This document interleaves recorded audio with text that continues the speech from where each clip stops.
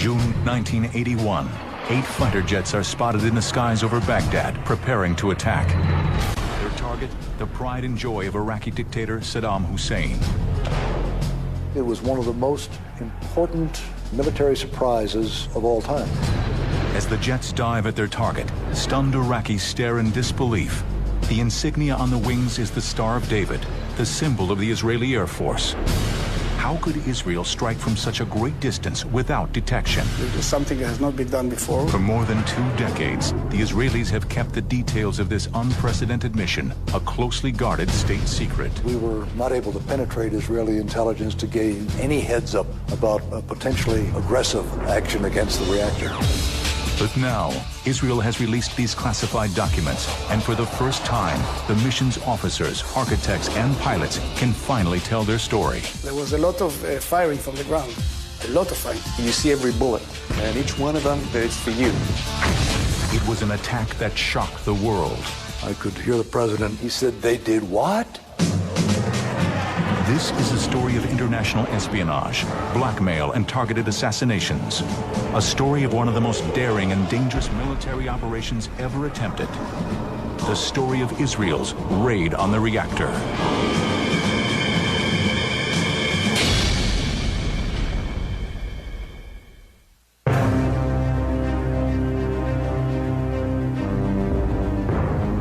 It is early in June 1981. Despite relative peace between Israel and the Arab world, Israeli Prime Minister Menachem Begin gives the green light for a top-secret military operation to proceed. Moments later, 8 F-16 jets taxi down the runway of a secret Israeli airbase in the Sinai Desert, carrying a weight that exceeds nearly twice the design specs of the aircraft. With the additional weight, the jets struggle to get airborne, but do so with precious little runway left. Finally, after years of secrecy, planning, and espionage, a mission that could determine the very fate of Israel is underway. I felt that it is the future of the state of Israel on my shoulders, yes. Many of us were grandsons or sons of people who had been through the Holocaust. And we had been a part of a mission that was to prevent another Holocaust. The planning of the mission, dubbed Operation Opera, had been underway for over 3 years. But right from the start, Prime Minister Begin and his staff were hoping, even praying, the raid would never have to take place. He decided to put the kind of a red line, if you can call it a red line, saying that we'll continue to try all kinds of diplomatic efforts. Means using the military force only as a last resource. What was this threat to the Jewish state that had the Israeli government so concerned? What enemy had the capability to strike this kind of fear in the hearts of a recognized military power? The answer laid nearly 600 miles to the east in Baghdad, Iraq, home of Saddam Hussein. An article appeared in one of the major Baghdad newspapers saying that they would have a nuclear bomb to neutralize Israel. In his 1987 bestseller, First Strike, Israeli author Shlomo Nachdimon describes a nightmarish scenario that in 1981 was all too real. In the skies over Tel Aviv, an unidentified Boeing 707 is spotted approaching from the sea. All of a sudden, a huge dark object falls from underneath the airplane's wing. Would Saddam actually have used the nuclear bomb against Israel? Knowing Saddam Hussein, I think you have the answer.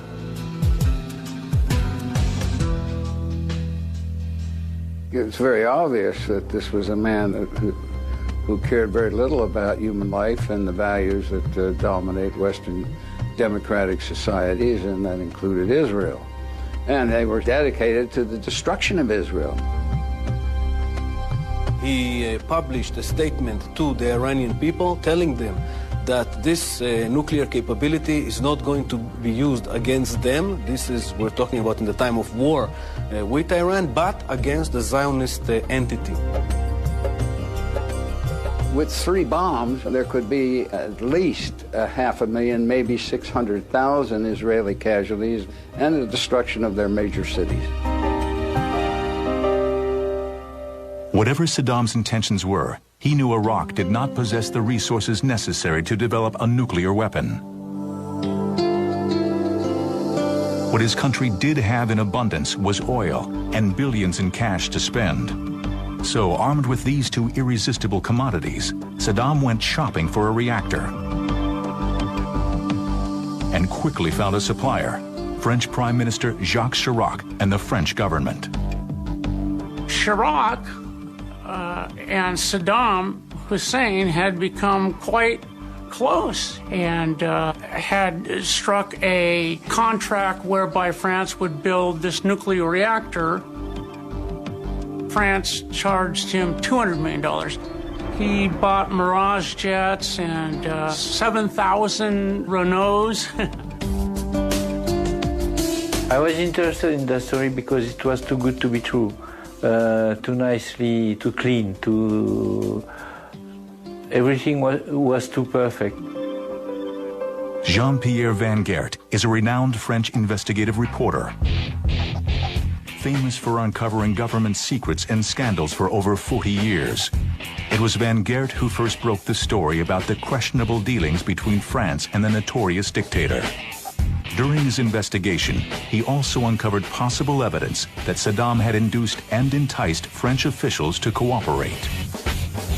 The French official got back from Iraq oil, contact in the Middle East, and they got money. When the agreement was announced in 1975, the French government defended their actions.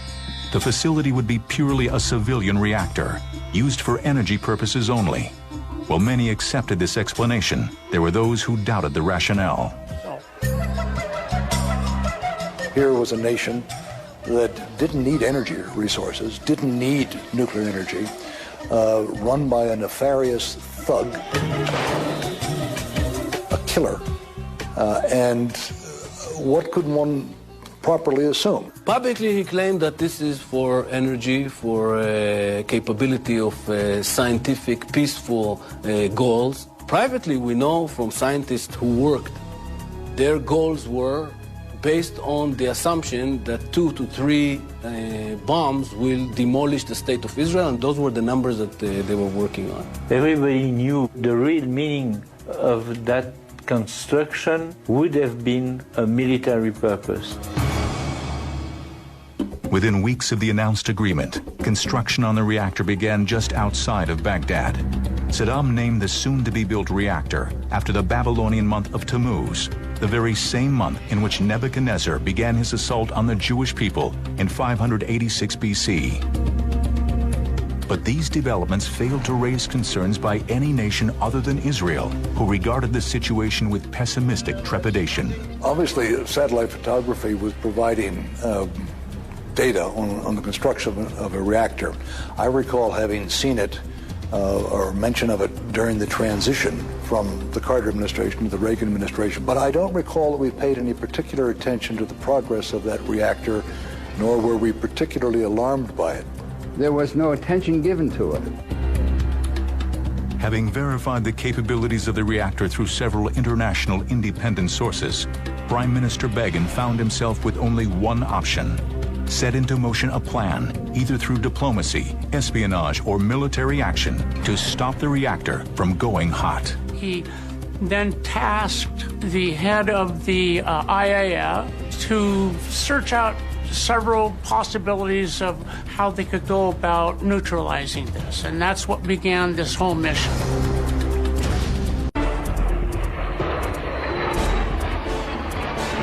As the 8 Israeli F-16 fighter jets clear the runway, they streak towards their target. Within minutes, they are within Jordanian airspace. As planned, the pilots then descend to an unthinkable altitude of only 100 feet above the ground. We didn't don't want the enemy radar to see us, not in Saudi Arabia, not in Jordan, and not in Iraq, of course. Then, as they approach the Gulf of Aqaba, disaster strikes. And they flew right over this beautiful yacht, King Hussein of Jordan's yacht, and he looked up and saw 8 Israeli fighters heading east right above his yacht, which of course was shaking. And he figured out immediately what it's all about. So he called his officer on the ship to call command center in Amman to tell the brothers that the Israelis are coming to knock up the reactor. The pilots, unaware of the potential danger below, proceed on course. They initiate radio silence and will continue this way until they are ready to attack their target. The necessity for such a dangerous mission came only after all other attempts to halt the construction of the reactor failed. We concluded our assessment that we are going to have to act. Leaving him with very few alternatives, Begin reluctantly instructed his military commanders to begin planning Operation Opera. At the same time, Begin instructed the Mossad, Israel's famed secret service agency, to proceed with their own particular methods of delaying the construction. They decide to give lessons to prove that they can do things. And they did. The Mossad had found that the French were about ready to ship the core of the nuclear reactor to Iraq, and it was being stored at a warehouse in a French town on the Mediterranean. They put 2 charges of explosive to quote-unquote destroy the place. It did not destroy it enough, though. It could be patched up, and Iraq decided to patch it up, but it took another 6 months, so they delayed it for another 6 months. The Mossad was also able to infiltrate the French Atomic Energy Commission and identified a top Egyptian nuclear scientist working for Saddam in Paris. In a scenario right out of a spy novel, the agents offered him sex, money, and power in exchange for information on the reactor. He was not interested in doing any business with them. So the Mossad decided to just take him out then. On Saturday, June 14, 1980, Dr. Yahya El-Meshed checked into the upscale Meridian Hotel in Paris. Mossad, bad guys, send an escort girl to the room of that poor guy. When he opened the door, they slit his throat. They didn't steal anything. Now, a prostitute had been in the hallway. She fled, but she contacted the police. And before she was able to be interviewed, a black Mercedes ran her over and then disappeared. So she was killed before she was able to say anything. Over the course of the development of the reactor, various news agencies reported that nearly a dozen nuclear scientists working on the project lost their lives. Many of the deaths were blamed on the Mossad. There were some successes all the way.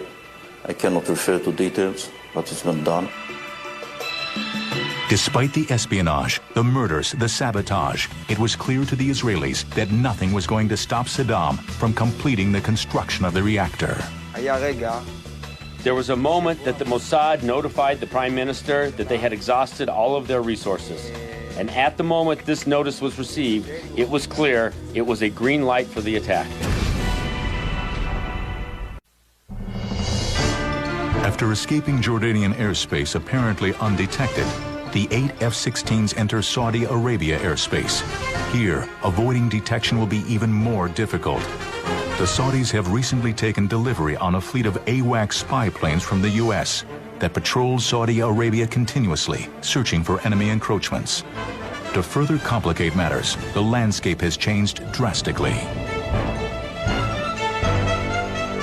Flying just 100 feet above the ground now becomes a challenging task, even for the most seasoned of the Israeli pilots, as they must negotiate the peaks and valleys that dot the topography. It is over Saudi Arabia that the squadron must execute the first of several never-before-tried dangerous maneuvers. What we did actually, we dropped the fuel tanks in the desert after using all the fuel, of course. This is something that is not allowed to do in F-16, I think even today, because the wing tanks are very close to the bombs.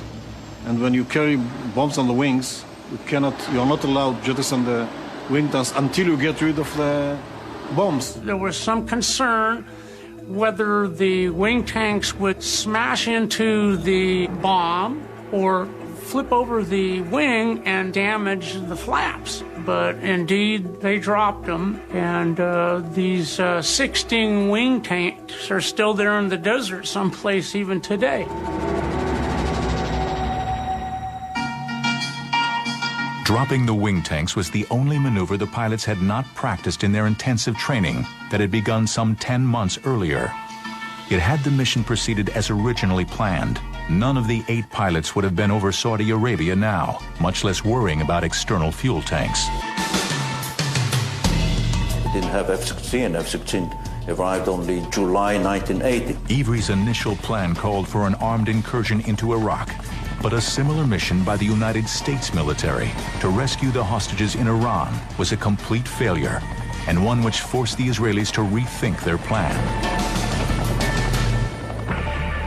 Before an alternative plan could be conceived, a seemingly unrelated event in the Middle East took place that set in motion a chain of fortuitous events for Israel. In 1979, fundamentalist Iranians overthrew the Shah of Iran. Prior to the coup, the Shah had ordered 76 new top-of-the-line F-16 fighter jets that now could not be delivered to the new hostile government. The State Department offered them to Israel, and of course they immediately said, yeah. That then changed Ivry's thinking completely.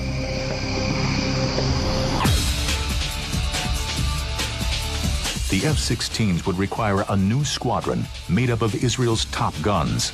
Ultimately, this elite group would be the ones to pilot the mission, though at the time, they were unaware of this distinction. The General Ivry called me and Lieutenant Colonel Raz, and he told us that he picked us as the first commanders because we had an experience in air-to-ground missions. And he would like us to concentrate on air-to-ground missions. On the way back to our base from his office, we were wondering what was that all about? Regardless of the directives, all the pilots were exhilarated to be chosen to initiate Israel's state-of-the-art fighter. It's cozy. It's built like a glove. It's built for the pilot. It was built by pilots. Much easier to fly than an F-15. A lot of thought for the pilot's ability to do a lot of things at the same time. Maneuver the airplane while operating the radar systems, the weapon systems. So it's a fighter pilot's fighter. It was only after the pilots had returned from their formal training in Utah that General Ivry revealed the details of the mission to the group. Their reaction was as he expected. I was shocked because I didn't know that Iraq had a nuclear program, let alone thought about getting to Baghdad, which was quite a distance away.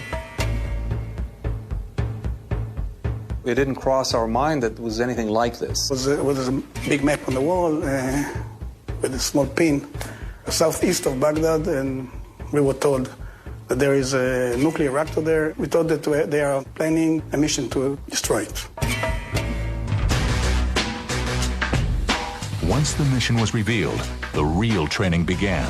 We had trained at flying at a very low altitude for a long time in a close formation, and the F-16 had special problems that had to be dealt with. The airplane was single engine, so we thought maybe a single engine. We used to fly on on the twin engine, and this is a single engine. What happened with the engine quit on us? But there's another engine in the seat, the ejection seat.